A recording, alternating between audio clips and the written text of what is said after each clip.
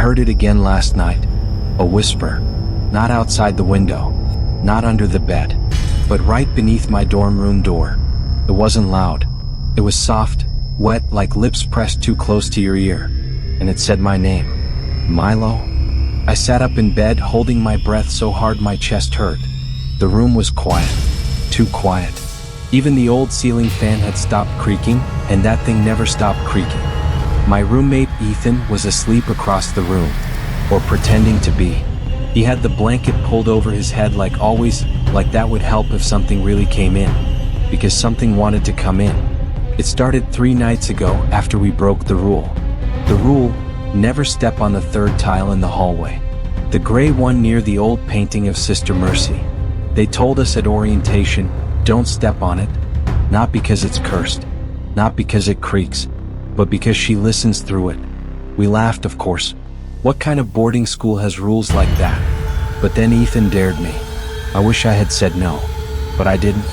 I stepped on it. There was no sound. No crack. No creak. Just a cold feeling in my foot that shot up my leg and made my heart race. That night, the whisper came for the first time. It didn't say my name. Not yet. Just breathe. Slow and wet, like lungs full of water pressed against the other side of the door. Last night it changed. It whispered Milo. Twice. I slid out of bed and crawled across the floor. Ethan stayed frozen under the covers. I pressed my ear to the wooden door. Nothing. Then I saw it. A shadow. Long and thin, like fingers stretched across the bottom of the door. They moved. They curled upward like they were trying to find a crack. And then, tap, tap, tap. Something tapped the keyhole from the outside. Not knocking. Searching. I backed away. But not fast enough. A single drop of something black slipped through the keyhole and landed on the floor. It hissed. And the floor around it began to peel. Like skin. Ethan finally spoke. Milo, we have to tell someone.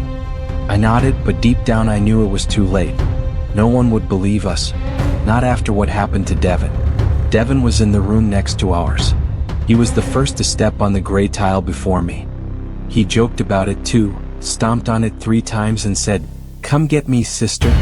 The next morning his bed was empty, but not clean. There were long scratches in the wall above where his head had been. The sheets were soaked in something dark and sticky, and the mirror had a word written on it, backward. Listen. Tonight I'm not sleeping. Ethan and I pushed a chair against the door. We sealed the keyhole with chewing gum. We even drew a circle of salt like we saw in movies. I don't know if it works, but it made us feel like we had a chance. It's 2:13 a.m. Ethan is shaking beside me, hugging his knees.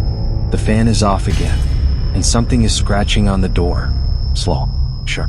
Like a nail made of bone. I want to scream. But I know screaming makes it worse. The door handle is moving now, turning back and forth like it's thinking. Then, tap, tap, tap. The gum falls from the keyhole. We don't breathe. Something begins to come through. Not smoke. Not shadow. Hair. A thin clump of black, wet hair slithers out of the keyhole and lands on the salt. It curls, then shrivels, and screams. Not loud, but inside my head. Ethan throws the chair. The door bursts open. There's nothing there, just cold air, and the hallway. But the gray tile is gone. In its place is a hole, deep and round and pulsing like the inside of a throat. A voice floats up from it. Not a whisper this time. A name. Not mine. Ethan. Before I can stop him, Ethan steps forward. He doesn't even scream when the hole opens wide and swallows him whole. It's morning now. The sun is out. The teachers are back. No one remembers Ethan. There was never a student named Ethan, they say. Room 209 has always been a single. They ask me if I've been having nightmares. If I need to see the school counselor. I just nod. I keep quiet. Because I heard the whisper again last night. And this time, it said closer. They made us wear black. Even though we were only 13. Even though there was no real body. They told us it was a memorial. A quiet ceremony for closure. But Ethan wasn't coming back. And I didn't want closure. I wanted answers. After the thing took Ethan, they patched the floor like nothing had happened. No hole. No blood. no hair, just polished tile and a new rug. They even fixed the hallway painting, the one of Sister Mercy. Her eyes used to look down at the gray tile. Now they looked right at me, and they smiled. That night, Headmistress Vale called for all dorm students to gather at the back garden. It was nearly midnight. We were handed candles. The wind was too still. Vale's voice was soft, too soft, but it carried like it had teeth. Tonight we honor a soul who strayed, a boy who broke the silence, a thread cut too soon. No one said Ethan's name, because again they swore he never existed. Still I watched the other kids' faces. Some were just sleepy, some were scared, but a few, they were smiling. Not kindly, not sadly, but like they knew something, like they were part of something old. That's when Vale handed me the shovel. "There must be a witness," she whispered. "A hand from the sin to bury the guilt." I didn't understand. I didn't want to. But I stepped forward to the mound of dirt by the statue of the weeping angel. The ground felt soft, like it had already been dug and refilled. The candlelight flickered. My fingers curled around the handle. I shoved the blade in. Once, twice, and then, thump. I froze. It wasn't a rock. It was soft. Moved. Vale's voice behind me now coiled into my ear. "Don't stop. She's not quite dead yet, but she wants to be." I dropped the shovel. The wind blew out my candle, and from the grave came a sound. A cough, then a gurgle, then words gasped through dirt. "It's still in me." I stepped back. The other students didn't move. They just watched, like dolls lined up in a row. Their faces empty, their shadows wrong. The grave twitched. A pale hand broke the surface, fingers stretched like roots clawing up from hell. I ran. Back inside, I locked my door and shoved my desk in front of it. No gum, no salt. Just me, the cold, and the growing dread that nothing here was real anymore. I tried writing it all down, but my notebook pages kept going missing. Even my handwriting had changed. It was thinner now, slanted like someone else was holding my wrist. The next morning, a new student was assigned to my room. His name was Jordan. He said he'd just transferred, but I saw it in his eyes. He'd been here before. That night, I dreamed of the grave again, but I wasn't alone. The girl they made me bury stood at the edge of the bed. She had no eyes, just hollow sockets full of tiny whispering mouths. She opened her arms and I felt every wound Ethan had left behind. I felt the keyhole breathing again. I felt the floor open, and I heard her say, "Dig deeper." I woke up with soil in my fingernails. My pillow was damp with black water. Jordan was gone. Only a folded note on his bed remained. Read, "We all dig eventually. Even you, Milo. Even you. I don't know how long I've been here anymore. The clocks don't tick. The teachers don't blink. The stars above the dorm don't move. But the grave? The grave still shifts in the night. And sometimes the angel statue turns its head. Sometimes I hear Ethan's voice coming from under it, crying, laughing, calling me back. The worst part? A new gray tile appeared in the hallway, and I know, deep in my bones, they're waiting for me to step on it again. It started with the hallway that shouldn't have been there. On Friday, just after lights out, I woke to the sound of heels on linoleum. Click, click, click. Slow and sharp. Not like a teacher, not like a student. It echoed down the dorm corridor, steady and cold. Then it stopped, right outside my door. I didn't breathe, didn't blink. Not until I heard it. A second set of footsteps, following, dragging, barefoot. In the morning, the floor was dry.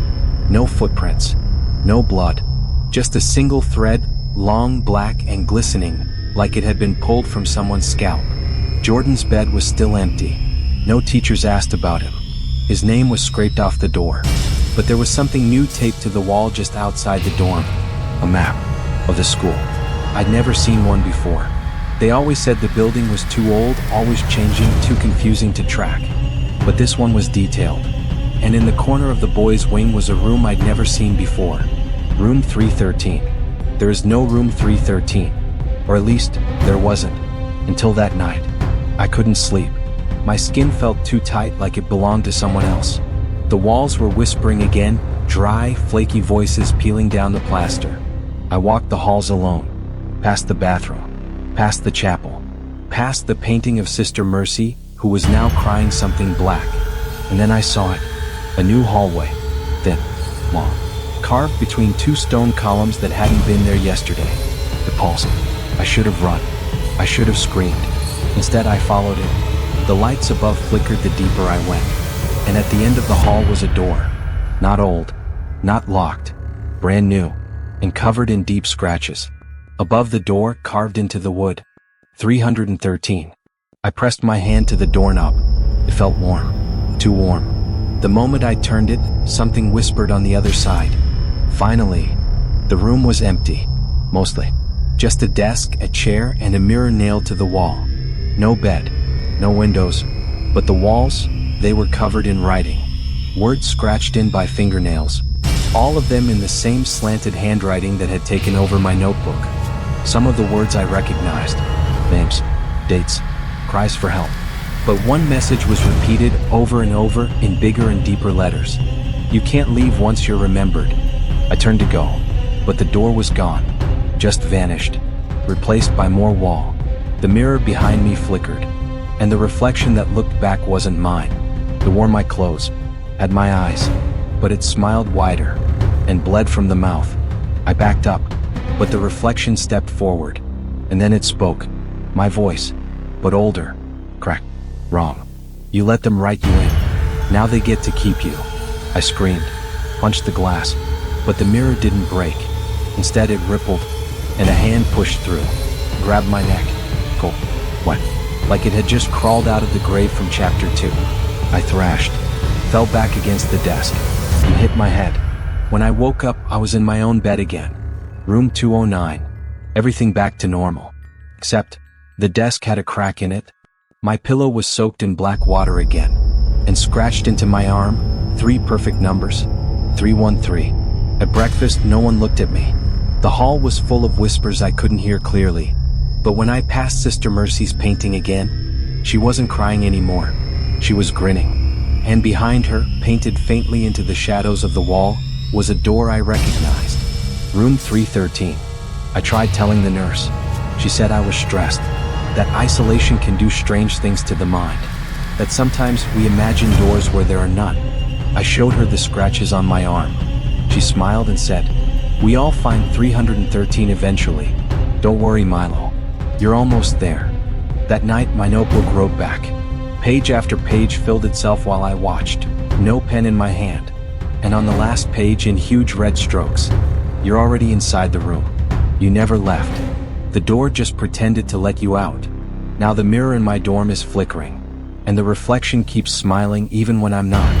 And last night, I found a second pillow beside mine, dented, used, like someone else has been sleeping there all along. The school bell rang at 3:33 a.m. That's when I knew something was horribly wrong. It was an old brass thing hung above the west tower, rusted, cracked, mostly silent since before any of us got here. They say it used to ring only for death. Only when someone passed inside the walls. Only when something was taken. But last night it rang. Loud, clear, twice. And nobody had died. Yet. I sat up in bed and checked the clock again. 3:33. Ethan was gone. Jordan erased. My notebook now bled ink on its own. I tried to tell someone. Anyone. But each time I said the words out loud, the sentence vanished from memory like fog in reverse. The walls knew. The rooms knew. But most of all, the bell knew. It echoed again. Once more. Low and long, like it had been waiting for this moment to scream. And with it, the dorm lights blinked out. I grabbed the flashlight from my drawer and opened the door. The hallway was wrong. It wasn't the creaky, dusty stretch I knew. It was longer now. Endless. The walls curved inwards, swollen like a throat. I stepped out, and the moment my foot hit the tile, the flashlight died. Not just turned off. Shattered. Like the darkness had bitten it. Then the bell rang a 4th time. That's when I heard them. Footsteps. Dozens. Marching in rhythm. But no one was there. I backed away, bumping into the wall, except it wasn't wall anymore. It was flesh. Pale and damp like the inside of a cheek. I screamed, but the scream felt small, like the hallway swallowed it before it left my mouth. And then the bell rang a fifth time. I looked down and saw something moving under the tiles.